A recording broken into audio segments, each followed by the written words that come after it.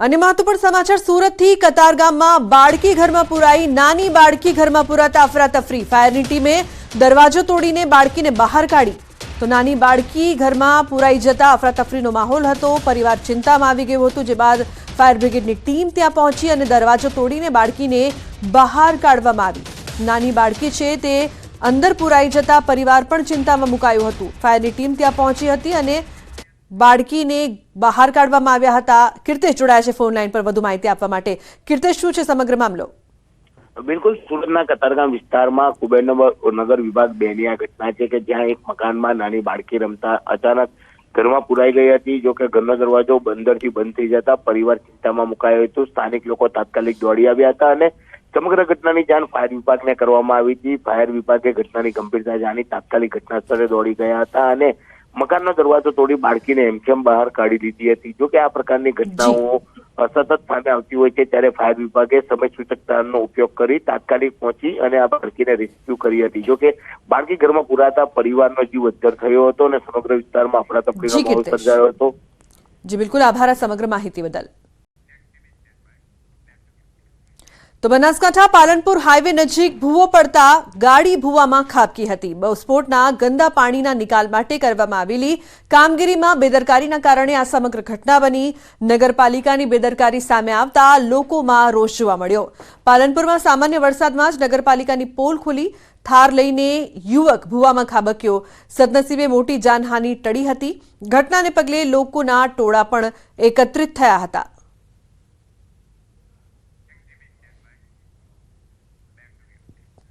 अन्य समाचार अमदावादनी LD engineering कॉलेजनी होस्टेलમાં विद्यार्थीना मौत मामले एसीपी एचएम कणसागराए मोटो खुलासो कर्यो छे उर्विन कमलेशभाई चुहिया केमिकल एंजीनियरिंगना 4था सेमेस्टरमां अभ्यास करतो હતો परीक्षामां मोबाइल સાથે પકડાયા બાદથી વિદ્યાર્થી ડિપ્રેશનમાં હતો ત્યારબાદ વિદ્યાર્થી ઉર્વિન ચુહિયા બ્લેડ મારી હોસ્ટેલમાં મૃત હાલતમાં મળી આવ્યો હતો પોલીસે એફએસએલની મદદ લઈને નવા કાયદા મુજબ કાર્યવાહી કરી છે મિત્રોને પરિવારના નિવેદનો પણ લેવામાં આવ્યા છે મૃતદેહનું પેનલ પોસ્ટમોર્ટમ કરવામાં આવ્યું પોલીસ તપાસમાં કોઈ ગુનાહિત વિગત ધ્યાનમાં આવશે તો એ અનુસાર કાર્યવાહી કરાશે સિટી પોલીસ દ્વારા તાત્કાલિક એફએસએલ ને આ બનાવ સ્થળની વિઝિટ કરી ને કાર્યવાહી કરવા માટે જણાવેલું હતું અને જે નવા કાયદાની જોગવાઈ મુજબ બીએનએસએસ 194 મુજબ અકસ્માત મોતનો બનાવ દાખલ કરી અને જોગવાઈ મુજબ નવી ગાઈડલાઈન મુજબ બનાવ સ્થળની વિડીયોગ્રાફી ફોટોગ્રાફી દરેક કરી અને કાર્યવાહી કરવામાં આવેલી ગુજરાત યુનિવર્સિટી પોલીસ સ્ટેશન દ્વારા મરણ જનારના મૃત બાબતે કે કોઈ પણ તપાસ દરમિયાન નિવેદન દરમિયાન કે બીજી કોઈ ઘટના જાણવા મળશે અથવા તો પોસ્ટમોર્ટમમાં કંઈ ગુનાહિત થયેલું જણાઈ આવશે તો જે પણ બનાવ હશે તે બાબતે કાયદેસરની કાર્યવાહી હાથ ધરી તો અમદાવાદમાં વધુ એક હત્યાની ઘટના રિક્ષામાં હત્યા કરીને આધેડને ફેંકી દીધો કિશોર ઉર્ફે ચોટી નામના શખ્સની હત્યા કરવામાં આવી હત્યા પાછળ બુટલેગર હોવાની આશંકા છે અમરાઈવાડી પોલીસે ગુનો નોંધીને વધુ તપાસ શરૂ કરી છે તો અમદાવાદમાં વધુ એક હત્યાની ઘટના સામે આવી છે રિક્ષામાં હત્યા કરી આધેડને ફેંકી દેવાયો अन्य समाचार सूरतથી બાળકના અપહરણનો આરોપી પકડાયો છે અમદાવાદ રેલવે પોલીસે અપહરણકર્તાને દબોચી લીધો છે કતારગામમાં 5 વર્ષના બાળકનું થયું હતું અપહરણ ભંગાર વીણતા શખ્સે કર્યું હતું અપહરણ ફૂટપાથ પર રહેતું બાળક ગમી જતા આરોપીએ તેનું અપહરણ કર્યું હતું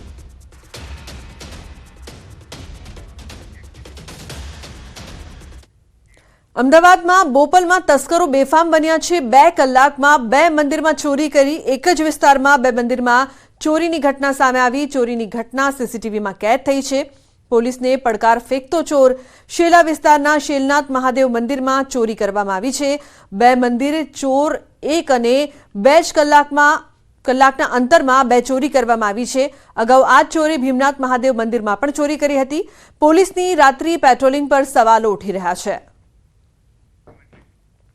તો બોપલમાં કઈ રીતે તસ્કરો બેફામ બન્યા છે 2 કલાકની અંદર 2 મંદિરમાં ચોરી કરવામાં આવી અને જોવાની વાત તો એ છે કે તસ્કરોને કોઈ પણ જાતનો ભય નથી એક જ વિસ્તાર બોપલ વિસ્તાર અને 2 કલાકની અંદર 2 મંદિરોને નિશાન બનાવતા તસ્કરો સીસીટીવીમાં કેદ થયા છે પરંતુ તેમને પોલીસનો ભય ન હોય તેવું લાગી રહ્યું છે મહત્વની વાત એક છે કે બોપલમાં તસ્કરો દિવસે ને દિવસે બેફામ બની રહ્યા છે જે બાદ પોલીસની કામગીરી પર પણ સવાલ ઊભા થઈ રહ્યા છે કારણ કે 2 કલાકની અંદર 2 મંદિરોમાં ચોરી કરવામાં આવી છતાં પણ પોલીસ હજુ પણ ચોરોને પકડી શકી નથી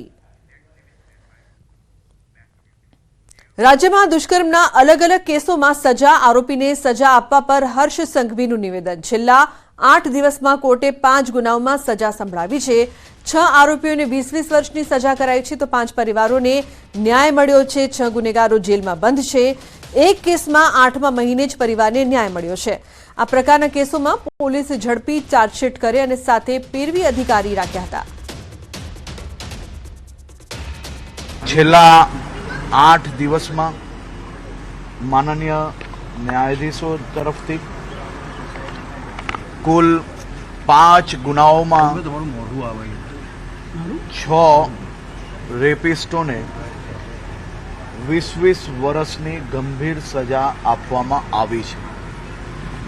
એક સુરતમાં, એક બરોડામાં, એક અમદાવાદમાં અને 2 કચ્છ જિલ્લામાં કુલ મળીને 5 પરિવારોને ન્યાય મળ્યા છે.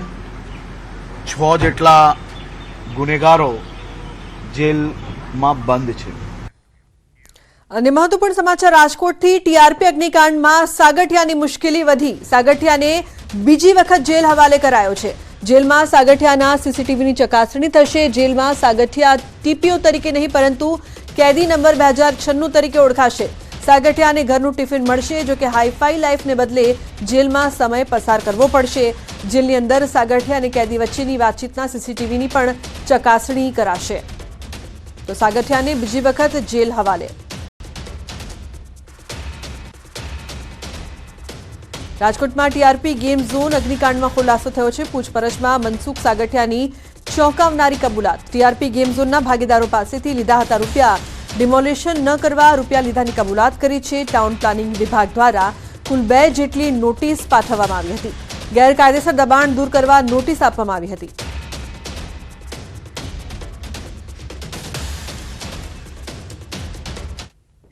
સમાચારનો પ્રવાહ યથાવત રહેશે. હાલ રોકાઈશું એક બ્રેક માટે. આપ જોતા રહો ન્યૂઝ 18 ગુજરાતી.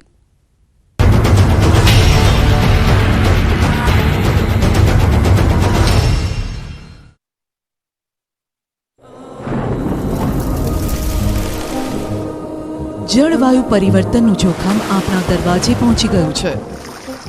હવે જરૂર છે એક મોટા ક્રાંતિકારી બદલાવની અને આનો પ્રારંભ થશે 140 કરોડ ભારતીયોથી. આ ક્રાંતિ શરૂ થશે એક વૃક્ષથી. એક વૃક્ષ માનવતા માટે, એક વૃક્ષ આ ધરતી માતા માટે, એક વૃક્ષ આપણા ભવિષ્ય માટે. પ્રોજેક્ટ વન ટ્રી, ન્યૂઝ 18 નેટવર્કની એક મોટી પહેલ. રાધનપુર હારીજમાં વરસાદ. ગ્રામ્ય વિસ્તારમાં માર્ગો પર વરસાદી પાણી વહેતા થયા. 12 કલાકમાં 121 તાલુકામાં વરસાદ વરસ્યો. 6 તાલુકામાં 2 ઇંચથી વધુ વરસાદ. લોધિકામાં 2 કલાકમાં 4 ઇંચ, ભાભર અને ધોરાજીમાં 3.5 ઇંચ વરસાદ ખાબક્યો. મહેમદાબાદમાં 3 ઇંચ, માતરમાં 2 ઇંચ અને ખેડા, લાઠી, જામકંડોરણા સહિતના તાલુકામાં 1.5 ઇંચ વરસાદ વરસ્યો. અમરેલી કુકાવાવ તાલુકાના દેવગામ અને જીથોડીમાં જળબંબાકાર નદીના પ્રવાહમાં કાર ફસાઈ. સ્થાનિક નદીમાં ઘોડાપૂર આવ્યું. સ્થાનિક લોકોએ મહામુસીબતે કારને નદી પાર કરાવી. કેટલાક લોકો જોખમી રીતે નદી પાર કરતા દેખાયા. અમરેલી જિલ્લામાં મેઘ સવારીથી પાણી વહેતા થયા. ધોધમાર વરસાદથી નદી નાળા અને ખેતરોમાં ભરાયા પાણી. દેવગામ નજીકથી પસાર થતી વાંસાવડી નદીમાં પૂર આવતા ચેકડેમ છલકાયો. અમરેલી અને ઉપરવાસમાં વરસાદથી સ્થાનિક નદીઓમાં આવ્યું પૂર. વરસાદથી ઠેબી નદીમાં ધસમસતા પાણી આવ્યા. ઠેબી નદીમાં નવા નીર આવતા સ્થાનિકો અને ખેડૂતોમાં ખુશી.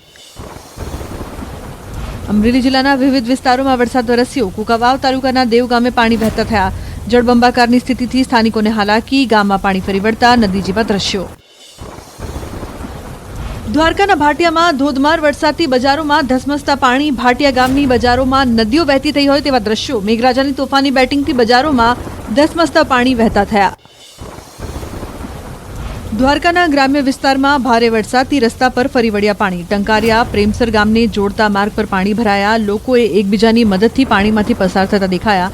અવરજવર કરતા લોકોનું દોરડા વડે રેસ્ક્યુ કરાયું. રસ્તા પાણીમાં ગરકાવ થતા લોકોને હાલાકી. રાજકોટ જિલ્લાના ધોરાજીમાં ધોધમાર વરસાદને લઈ સફોરા નદી બે કાંઠે. પંચનાથ મંદિર તરફ જવાના પુલ પર પાણી ફરી વળ્યા. પંચનાથ મહાદેવ તરફ જવાનો રસ્તો બંધ કરાયો. ચકલા ચોક, ત્રણ દરવાજા, બોકડા કાંઠા વિસ્તારોમાં વરસાદી પાણી ભરાયા. Station road, Jetpur road, galaxy ચોક વિસ્તારમાં ભારે વરસાદ. દ્વારકાના કલ્યાણપુર તાલુકાના ટંકારિયા ગામે મેઘરાજાની તોફાની બેટિંગ. 4 ઇંચથી વધુ વરસાદના વરસતા ચારે તરફ પાણી ફરી વળ્યા. ટંકારિયા ગામની નદીઓ બે કાંઠે વહેતી થઈ. 2.5 કલાકમાં 4 ઇંચથી વધુ વરસાદના કારણે પાણી ભરાયા. બનાસકાંઠાના ભાભરમાં ધોધમાર વરસાદ. નીચાણવાળા વિસ્તારોમાં વરસાદી પાણી ભરાયા. પાણીના નિકાલ માટે પાલિકાની ટીમ કામે લાગી. કચ્છ જિલ્લાના નખત્રાણાના ઉખેડા કાદિયા પંથકમાં ધોધમાર વરસાદ. ભારે ગરમી બાદ મેઘરાજાનું આગમન. કાદિયા ગામમાંથી પસાર થતા બોકડામાં જળબંબાકાર. ભાભરમાં વરસાદની તોફાની બેટિંગથી રસ્તા પર નદી જેવા દ્રશ્યો. પાણી ભરાતા વેપારીઓ અને સ્થાનિકોને પડી હાલાકી. બાળકોને સુરક્ષિત રીતે ઘરે પહોંચાડવા સ્થાનિકોએ જહેમત ઉઠાવી. રાજકોટ જિલ્લાના મેટોડા અને આસપાસના ગ્રામ્ય વિસ્તારમાં વરસાદી માહોલ. દેરડી, કુંભાજી, ધરાડા, મોટી ખિલોરી, વાસાવડ સહિતના ગામોમાં વરસાદ વરસ્યો. દેરડી, કુંભાજી અને ધરાડામાં 1 કલાકમાં 2 થી 2.5 ઇંચ વરસાદ ખાબક્યો. રાજકોટના ધોરાજી ગ્રામ્ય વિસ્તારમાં વરસાદ. તોરણિયા, નાની પરબડી, મોટી પરબડીમાં ભારે વરસાદ. ભારે વરસાદને પગલે નાની પરબડી ખાતે ફૂલઝર નદીમાં પૂર. નાની પરબડીથી ચોકી જવાનો રસ્તો બંધ કરાયો. દ્વારકાના ભાટિયા ગામે મેઘરાજાની તોફાની બેટિંગ. ભાટિયા ભોગાત તરફ જતા માર્ગ પર પાણી ફરી વળ્યા. ભાટિયામાં ખાબકેલા ધોધમાર વરસાદથી ચારે તરફ પાણી. ગીર જંગલ અને આસપાસના વિસ્તારોમાં ધોધમાર વરસાદ. તાલાલા, ગીર ગઢડાના જંગલ વિસ્તારમાં ગામોમાં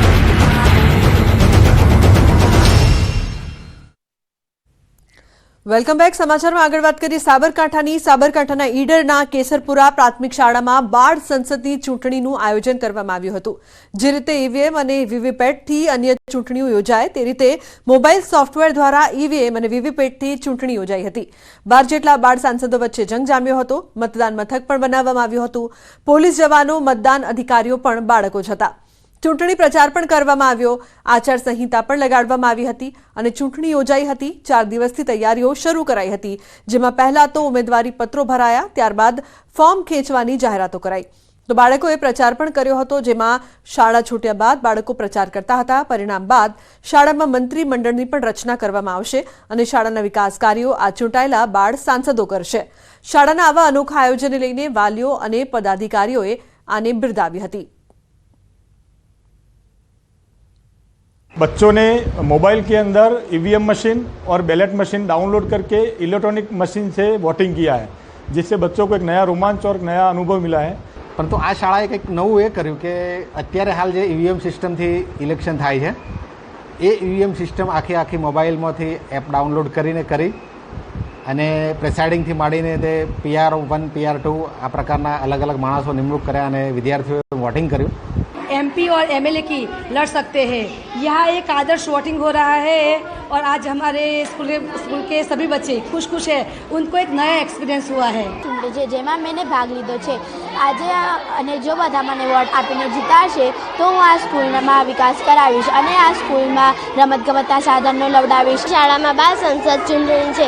જો હું ચૂંટણીમાં જીતી જઈશ તો શાળાને સ્વચ્છ રાખવા બાળકોને વિનંતી કરીશ અને ઠંડા પાણીના કુલર પણ લગાવડાવીશ. તો બારડોલી આરટીઓ કચેરી જર્જરિત હોવાનું બહાર આવ્યું છે. બારડોલી આરટીઓ કચેરીના કર્મચારીઓ મોતના ઓથાર નીચે નોકરી કરતા હોય એવા દ્રશ્યો સામે આવ્યા છે. અહીં મોટા ભાગની ચેમ્બરના સ્લેબના સળિયા દેખાઈ રહ્યા છે અને છત પરથી પોપડા પણ ખરી રહ્યા છે. બારડોલી કચેરીમાં રોજબરોજ કામ માટે આવતા લોકો પણ ભય અનુભવી રહ્યા છે. આરટીઓ કચેરી ભાડાના મકાનમાં ચાલે છે, ત્યારે બારડોલી નગરપાલિકાના ચીફ ઓફિસર દ્વારા આ જર્જરિત આરટીઓ કચેરીને માત્ર નોટિસ આપીને સંતોષ માન્યો છે. તંત્ર ક્યાંક ને ક્યાંક કોઈ મોટી દુર્ઘટનાની રાહ જોઈ રહ્યું હોય તેવું ચોક્કસપણે દેખાઈ આવે છે. આ વર્ષે પણ બારડોલી નગરપાલિકા વિસ્તારની અંદર જે પણ મિલકતો જર્જરિત હાલતમાં હોય અથવા જેમને રિપેરિંગની જરૂરિયાત હોય તે મુજબને મિલકતો માટે જાહેર નોટિસ વર્તમાનપત્રની અંદર આપવામાં આવેલ છે. જે મકાનના માલિક છે તેઓને પણ આ બાબતે જે પોતાનું સ્ટ્રક્ચર છે એ દુરસ્ત કરવા માટે અવારનવાર અમારા તરફથી સૂચના આપવામાં આવેલી છે. વધુમાં સરકારશ્રી દ્વારા મોતા ગામ ખાતે આરટીઓ ઓફિસની કચેરી અને ટ્રેક માટે ઓલરેડી જમીનની ફાળવણી થઈ ગયેલી છે. એના માટે RNB અને સરકારશ્રી તરફથી જે ટેકનિકલ પ્રોસેસ પૂર્ણ કરવાની છે તે ટૂંક સમયમાં પૂર્ણ થશે અને બિલ્ડિંગની કામગીરી છે તે નવી બનવાની એ ટૂંક સમયમાં શરૂ થનાર છે. સુરત શહેરના જે પાલી ગામે જે ઇમારત ધરાશાયી થવાના મામલે સરકાર સફળતાથી દ્રશ્ય બતાવવાનો પ્રયાસ કરીશ કે સુરત જિલ્લાની સૌથી મોટી મહેસૂલ અને રેવન્યુ ઇન્કમ ધરાવતી આરટીઓ કચેરી જે હાલ ભાડાના મકાનની અંદર ચાલી રહી છે કે જે રેકર્ડ રૂમ છે તેની અંદર પણ તમે દ્રશ્યો જોઈ શકો છો કે આ સળિયા દેખાતા થઈ ગયા છે અને અહીં જે સળિયા આ જે સ્લેબના પોપડાઓ પણ નીચે પડતા હાલ જોઈ રહ્યા છો. અને ખાસ કરીને આ આરટીઓ કચેરીની અંદર જે સરકારી કર્મચારીઓ છે એ મોતના ઓજાર નીચે નોકરી કરતા હોય એવા ચોક્કસપણે આ દ્રશ્યો કંઈ કહી જાય છે. આરટીઓ ઓફિસની અંદર કર્મચારીઓ પણ જે નોકરી કરે છે એ મોતના ઓજાર નીચે નોકરી કરતા દ્રશ્યો હાલ સામે આવવા પામ્યા છે. કેમેરામેન સ્મિત રાઠોડ સાથે કેતન પટેલ, ન્યૂઝ 18 ગુજરાતી, બારડોલી. નવું નક્કોર સબસ્ટેશન તૈયાર છે, રિબિન બાંધી દેવાઈ છે, કંકુ ચોખા સહિત પૂજાની તૈયારીઓ પણ કરાઈ છે. હવે ગામ લોકોને ફક્ત રાહ છે તો નેતા કે અધિકારીની જે આવીને કરોડોના ખર્ચે બનેલા સબસ્ટેશનનું લોકાર્પણ કરે. જી હા, વાત છે છોટાઉદેપુરમાં બોડેલીના માંકણી ગામની, જ્યાં કરોડોના ખર્ચે સબસ્ટેશન છેલ્લા 3 મહિનાથી બનીને તૈયાર છે. ગામ લોકોએ લોકાર્પણ માટે અનેક રજૂઆતો કરી છે. 15 થી 20 ગામને વીજળીની સમસ્યા પણ છે, પરંતુ તંત્ર જાણે આંખ આડા કાન કરી રહ્યું છે. ત્યારે ગામ લોકોએ વહેલી તકે લોકાર્પણ થાય તેવી માંગ કરી છે.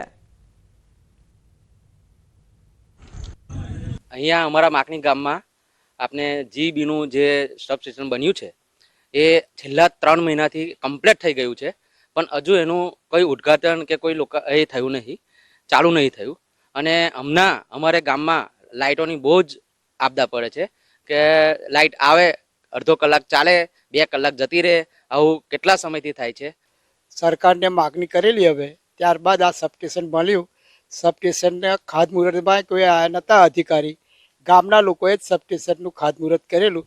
બસ હવે ફક્ત આની રિબિન કપાય તો માકણી ગામના લગભગ 2000ની વસ્તી છે અને આજુબાજુના 12 થી 14 ગામને આનો લાભ મળ્યો છે.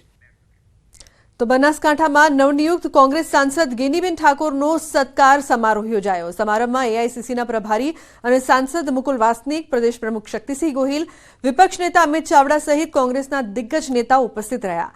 પાલનપુરના કાનુભાઈ મહેતા હોલ ખાતે કાર્યક્રમ યોજાયો, જેમાં મુકુલ વાસનિક, શક્તિસિંહ ગોહિલ અને ગેનીબેન ઠાકોરની કેળાના ફળથી તુલા કરાઈ. કોંગ્રેસના નેતાઓને તોલાયેલા કેળા ગાયોને ખવડાવવામાં આવ્યા. તો જે પ્રકારથી તેમનું સ્વાગત કરવામાં આવ્યું, તમામ લોકો પણ હાજર રહ્યા હતા. ગેનીબેન શક્તિસિંહની કેળાથી તુલા કરાઈ.